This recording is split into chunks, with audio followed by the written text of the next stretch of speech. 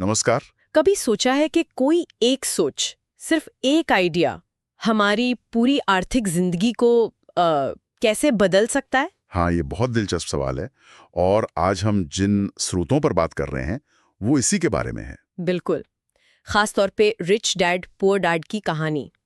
ये सिर्फ एक किताब नहीं, बल्कि एक नजरिया है पैसे को देखने का। सही कहा, जिसने लाखों लोगों की सोच पर असर डाला है। तो ये कहानी है रॉबर्ट कियोसाकी की और उनके दो पितातुल्य लोगों की। हाँ, एक उनके अपने पिता, पढ़े लिखे, पीएचडी, अच्छी सरकारी नौकरी में, जिन्हें वो पुअर डैड कहते हैं। और दूसरे? दूसरे उनके दोस्त के पिता, ज्यादा पढ़े लिखे नहीं, पर एक कामयाब व्यवसायी, मतलब रिच डैड। अच्छा। स्रोत बताते हैं कि दोनों ही बहुत मेहनती और ईमानदार थे। बिल्कुल, लेकिन पैसे को लेकर उनकी जो सोच थी वो जमीन आसमान का फर्क था उसमें। हाँ, और यही विरोधाभास बड़ा मजेदार है। जैसे पुअर डैड, उनका जोर किस पर था? उनका जोर था अच्छी पढ़ाई, डिग्री और सबसे जरूरी नौकरी की सुरक्षा। हाँ हाँ, वो टिपिकल सलाह, खूब पढ़ो, अच्छे नंबर लाओ ताकि किसी बड़ी कंपनी में सिक्योर जॉब मिले। बिल्कुल। और उनकी बातों में अक्सर सुनने को मिलता था, मैं ये खरीद नहीं सकता, या कभी-कभी ये भी कि पैसा ही सारी बुराई की जड़ है। ओह, हाँ, वहीं दूसरी तरफ रिच डैड थे, उनका फोकस बिल्कुल अलग था। किस चीज पर? आर्थिक साक्षरता, मतलब फाइनेंशियल लिटरेसी, निवेश करना, और सबसे बड़ी बात, पैसा आपके लिए कैसे काम करे इस पर। पैसा आपके लिए काम करे। हाँ, उनकी सलाह थी, तुम ऐसा सीखो कि पैसा कैसे काम करता है ताकि तुम लोगों को नौकरी पर रख सको। ये तो पुअर डैड से बिल्कुल उल्टा हो गया। एकदम उल्टा।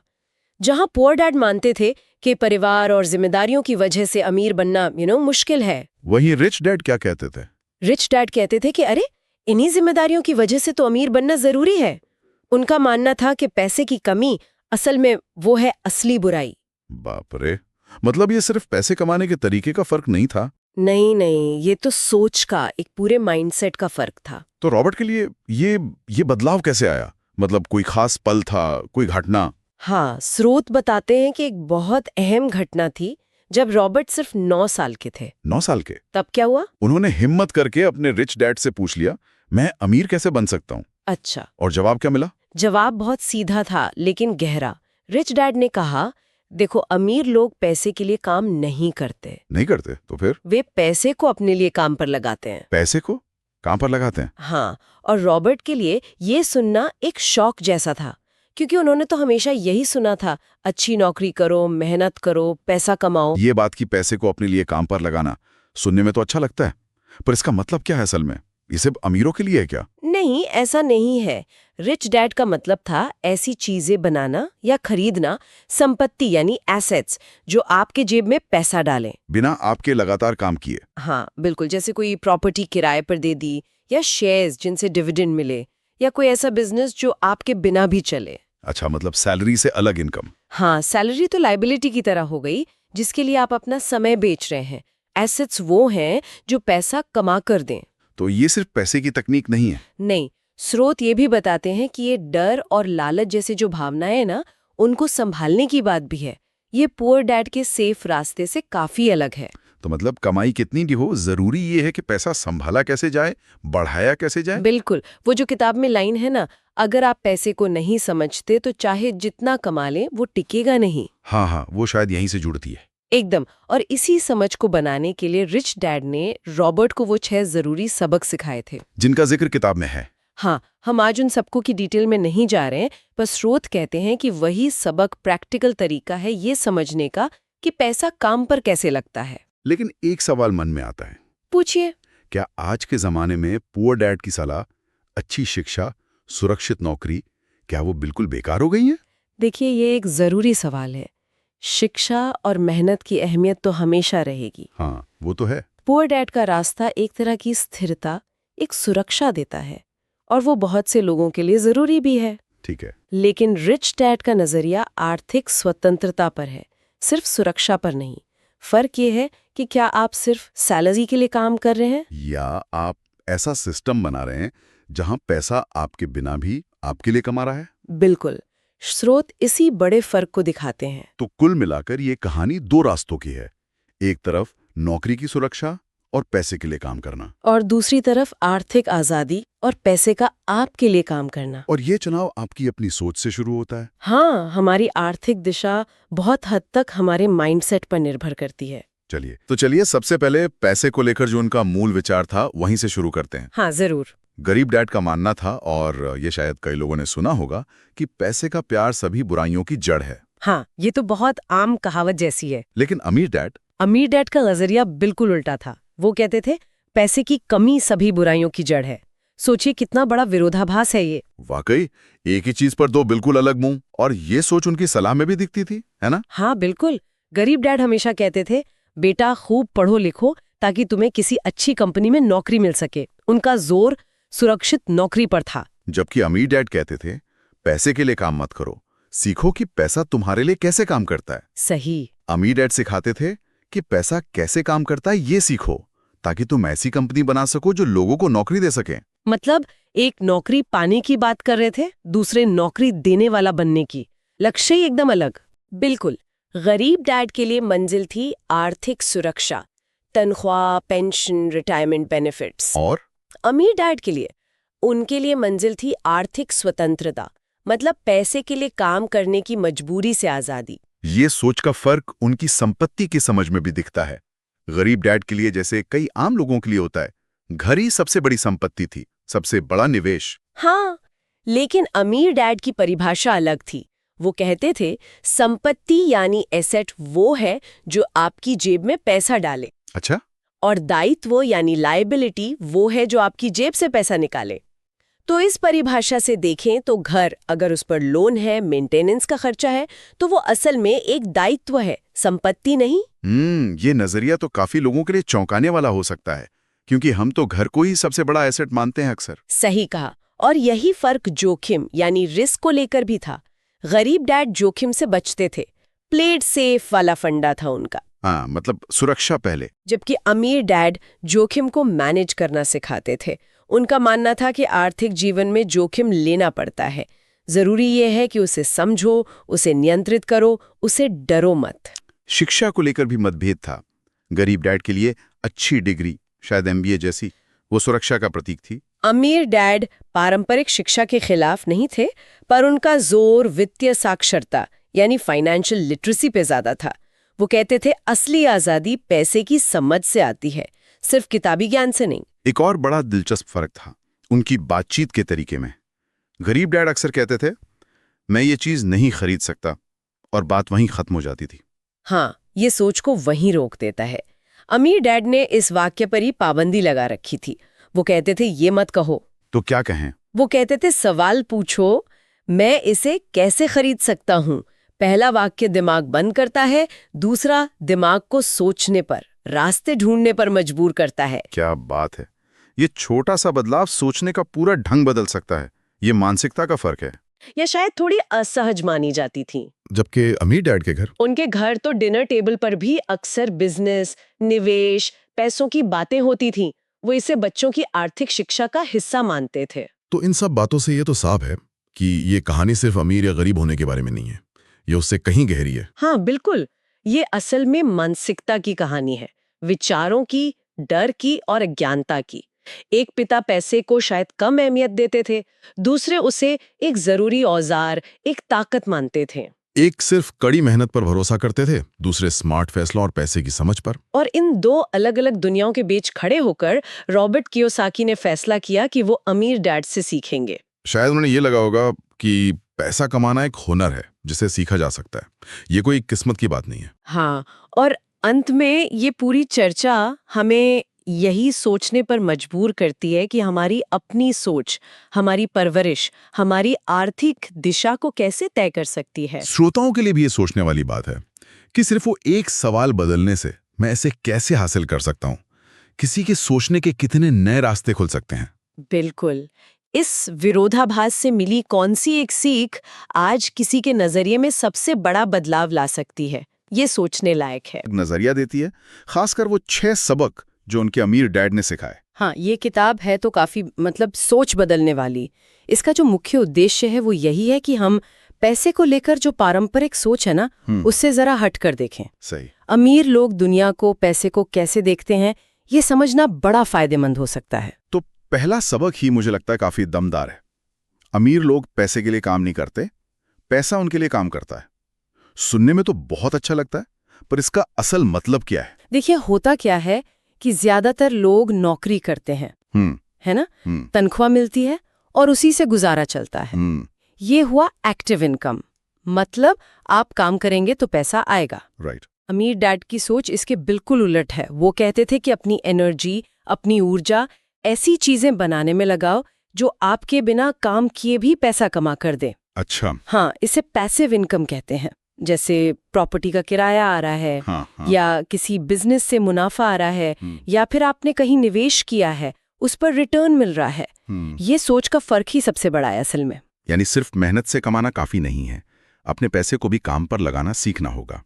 अच्छा, और दूसरा सबक है आर्थिक साक्षरता का। इसकी जरूरत क्यों है? स्कूल तो ये सब सिखाते नहीं है। बिल्कुल, यही तो असल दिक्कत है।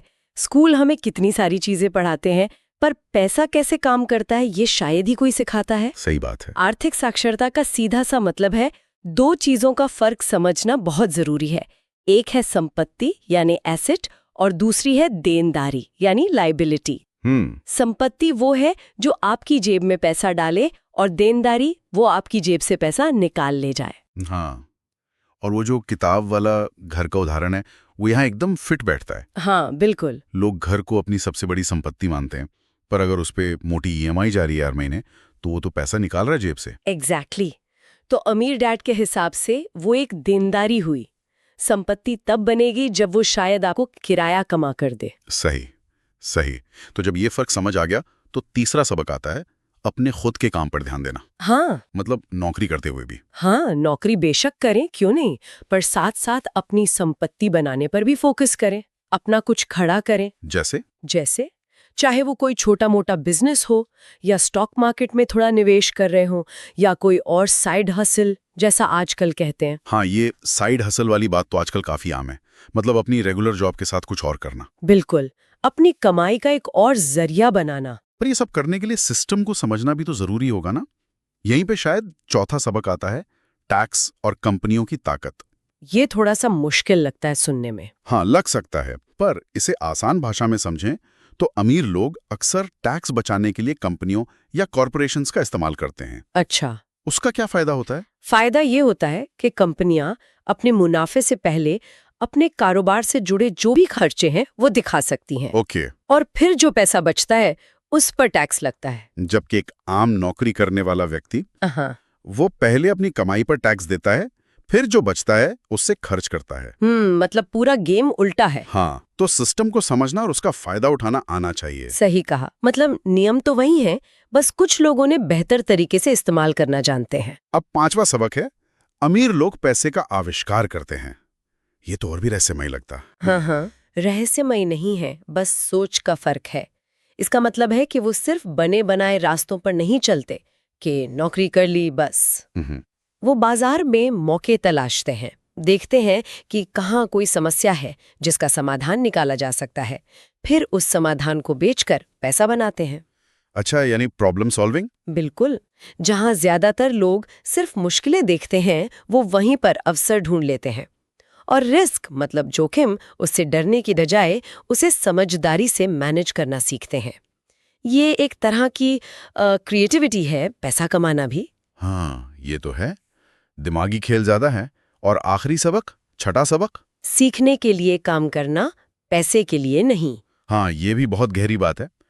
कियोसाकी के जो गरीब डैड थे, यानी उनके अपने पिता, वो हमेशा नौकरी की सुरक्षा, अच्छी तनख्वाह, इन चीजों पर जोर देते थे, जो कि ज्यादातर लोग सोचते हैं। हाँ बिल्कुल। जबकि अमीर डैड कहते थे कि ऐसी नौकरी चुनो जहां सीखने को बहुत कुछ मिले, खासकर सेल्स, मार्केटिंग, फाइनेंस जैसी स्किल्स। उनका मानना था कि पैसा तो आ ही जाएगा, लेकिन ये जो स्किल्स है, ये हुनर आपको कहीं ज्यादा आगे ले जाएंगे। एक स्किल नहीं, बल्कि अलग अलग हुनर का कॉम्बिनेशन होना आज की दुनिया में बहुत जरूरी है।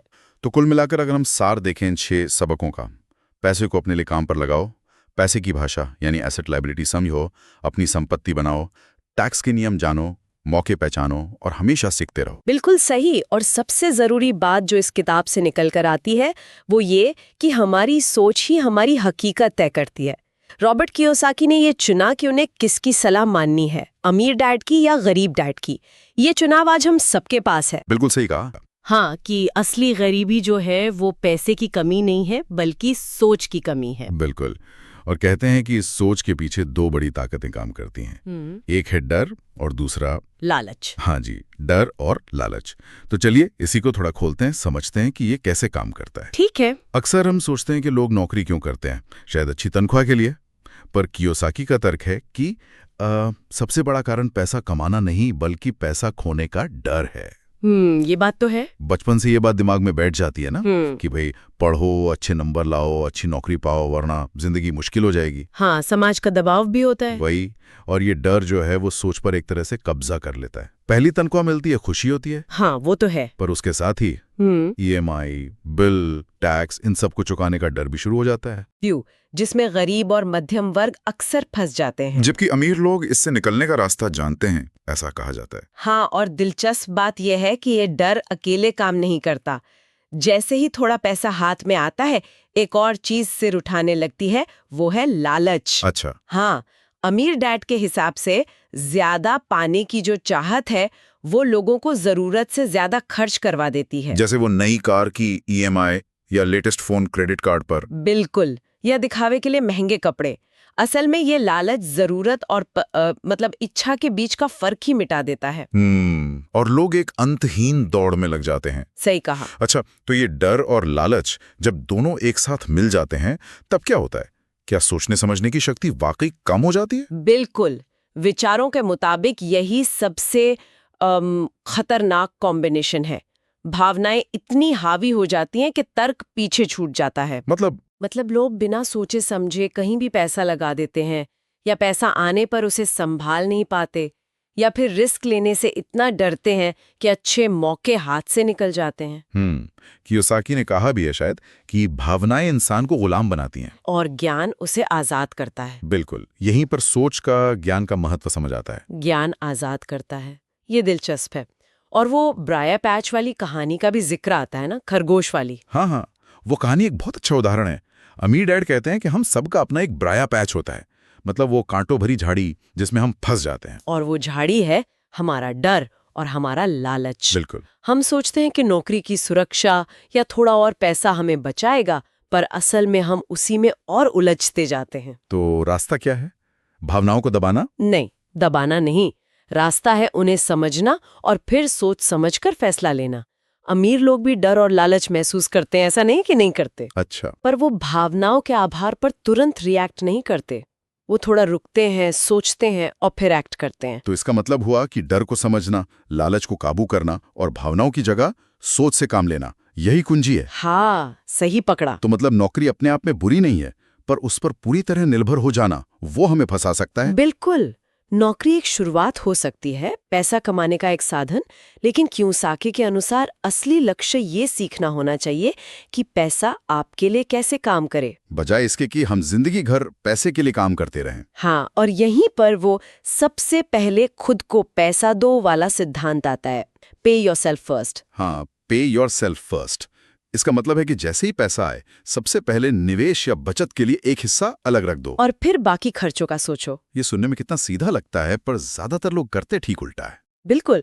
आमतौर पर लोग क्या करते हैं, पहले सारे बिल भरते हैं, EMI चुकाते हैं और फिर सोचते हैं कि अगर कुछ बचा तो निवेश करेंगे। और अक्सर कुछ बचता ही नहीं है। सही कहा। अमीर डैड की सोच इसके एकदम विपरीत है कि पहले संपत्ति बनाने पर ध्यान दो, निवेश करो। क्योंकि असली आर्थिक सुरक्षा पैसे के ढेर से नहीं आती, बल्कि लगातार आमदनी देने वाली संपत्ति बनाने की समझ से आती है। ये सिर्फ पैसे बचाने की बात नहीं है, ये एक मानसिकता बदलने की बात है। तो जब अगली बार वो डर महसूस हो कि पैसे कम पड़ जाएंगे, या वो लालच आए कि भाई वो नई चीज खरीदनी है, तो हमें रुककर सोचना चाहिए। एकदम खुद से पूछना चाहिए कि ये जो भावना है, ये डर या ये लालच, ये मुझे कहाँ ले जा रही है? ये मददगार है या दुश्मन? अगर डर से भागेंगे तो हमेशा बस एक सुरक्षित नौकरी ही खोजते रहेंगे। हाँ, और नए रास्ते कभी नहीं तलाशेंगे। और अगर लालच के पीछे भागेंगे तो कर्ज और गैर जरूरी चीजों के जाल में फंस जाएंगे। लेकिन अगर इन भावनाओं को पहचान कर ठंडे दिमाग से, मतलब ज्ञान के आधार पर फैसला लेंगे, तो धीरे धीरे वो मानसिकता विकसित होगी जिसे अमीर डैड अमीरी की सोच कहते हैं। अच्छा, तो निचोड़ यही है देखा जाए तो, कि डर आपको नौकरी का गुलाम बना सकता है, लालच कर्ज में डुबो सकता है, लेकिन ज्ञान और आत्मनियंत्रण वो आपको आर्थिक आजादी की ओर ले जा सकते हैं। और यही सोच शायद अमीर और गरीब के बीच का मुख्य अंतर है। हाँ, काफी हद तक। और ये जानना कि ये सब असल में करें कैसे, शायद यही अगला कदम है। मैंने सुना है अगली बार हम उन 6 एक्शन स्टेप्स पर बात करने वाले हैं। हाँ बिल्कुल, अगली चर्चा उन्हीं प्रैक्टिकल कदमों पर होगी कि कैसे अमीर बनने की शुरुआत की जाए, कैसे इस सोच को अमल में लाया जाए, ताकि पैसा हमारे लिए काम करना शुरू कर दे। सही। बेहतरीन। तो आज की चर्चा से ये तो साफ है कि अमीर या गरीब होना सिर्फ बैंक बैलेंस का मामला नहीं है। ये काफी हद तक दिमाग का खेल है, डर और लालच पर काबू पाने का और ज्ञान का सही इस्तेमाल करने का। चलिए इस पर और सोचते हैं। अमीर बनने के 6 आसान कदम, इस पर थोड़ी गहराई से बात करेंगे। हाँ, ये रॉबर्ट कियोसाकी के विचारों पर आधारित है ना? बिल्कुल। और ये बताते हैं कि आर्थिक रूप से बेहतर बनने के लिए कुछ सरल प्रैक्टिकल कदम क्या हो सकते हैं। तो हमारी कोशिश यही रहेगी कि इन 6 कदमों को समझें, कैसे सोच और आदतें बदलने से हमारी आर्थिक यात्रा शुरू हो सकती है। सही। तो चलिए इसे खोलकर देखते हैं। बिल्कुल। और देखिए, यहाँ मुख्य बात ये नहीं कि सिर्फ पैसा कैसे कमाएं। अच्छा। हाँ, बल्कि पैसे को समझना, उसे संभालना कैसे है, ये ज्यादा जरूरी है। स्रोत यही कहता है कि शुरुआत असल में सोच बदलने से होती है। हाँ, ये बात तो सही है। तो पहला कदम क्या है? वित्तीय साक्षरता, फाइनेंशियल लिटरेसी। स्रोत कहता है, देखो, पैसा कमाने से ज्यादा जरूरी है पैसा संभालना सीखना। बिल्कुल। मतलब रोज थोड़ा टाइम निकालें, किताबें पढ़ें, जैसे वो फेमस है रिच डैड पुअर डैड या द इंटेलिजेंट इन्वेस्टर। हाँ, अच्छी किताबें हैं। या फिर नए वित्तीय विषय सीखें, टैक्स कैसे काम करता है, इन्वेस्टमेंट क्या है, और खासकर एसेट्स और लायबिलिटीज में क्या फर्क है। ये एसेट लायबिलिटी वाला पॉइंट तो कियोसाकी का कोर है। हाँ, स्रोत भी कहता है ज्ञान ही सबसे पहला निवेश है। और दिलचस्प बात यह है कि ज्ञान से ना रिस्क कम होता है। अच्छा, कैसे? मतलब आप बिना समझे पैसा लगाओगे तो खतरा ज्यादा है, सीख लोगे तो आपको पता होगा क्या कर रहे हो। ये बिना पैसे लगाए अमीर बनने की पहली सीढ़ी है, ज्ञान। सही कहा। ठीक है, तो ज्ञान ले लिया। अब दूसरा कदम, खर्चों को ट्रैक करना। हाँ, अपने खर्चों पर नजर रखना। स्रोत कहता है एक बजट बनाओ और हर खर्च लिखो। हर एक, छोटा बड़ा सब। हाँ, मतलब किराया, खाना, अरे मूवी देखने गए वो भी, ताकि पता चले पैसा जा कहाँ रहा है। इससे फिर जरूरी और गैर जरूरी खर्च का फर्क साफ हो जाता है। बिल्कुल। और अहम बात यह है, जैसा स्रोत कहता है, आप कितना बचा रहे हैं ये सबसे अहम है, कमाने से भी ज्यादा। कदम है संपत्ति यानी एसेट बनाना। रॉबर्ट कियोसाकी का वो फेमस कोट है ना, अमीर लोग एसेट कॉलम बढ़ाते हैं। बिल्कुल। स्रोत भी उदाहरण देता है, जैसे कोई छोटी रेंटल प्रॉपर्टी ले ली, या कोई डिजिटल प्रोडक्ट बना दिया, ई बुक, कोर्स वगैरह। हाँ, या फिर स्टॉक मार्केट या म्यूचुअल फंड में SIP शुरू कर दी, सिस्टमैटिक इन्वेस्टमेंट प्लान, जिसमें हर महीने थोड़ा थोड़ा पैसा जाता रहता है। हाँ, सिंपल रूल है, जो चीज जेब में पैसा डाले वो एसेट, जो निकाले वो लायबिलिटी। कार जैसे कि? कार अक्सर लायबिलिटी होती है अगर उससे कमाई ना हो रही हो। मेंटेनेंस, फ्यूल, सब पैसा निकालता है। समझ गई।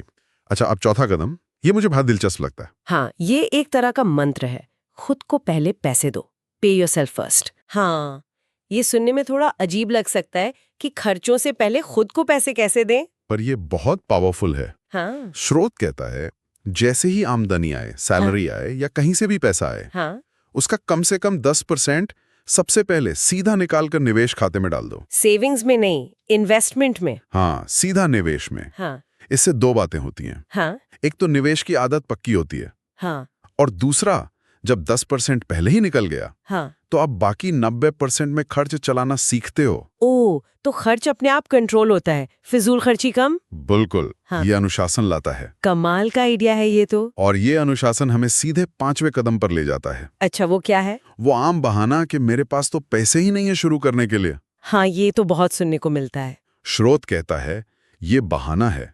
हाँ। शुरुआत छोटी रकम से भी हो सकती है। कितनी छोटी? मान लो सिर्फ 500 रुपए हैं, अच्छा तो उससे कोई किताब खरीद लो, कोई स्किल सीख लो ऑनलाइन। अच्छा। 5,000 रुपए हैं तो शायद एक SIP शुरू कर दो।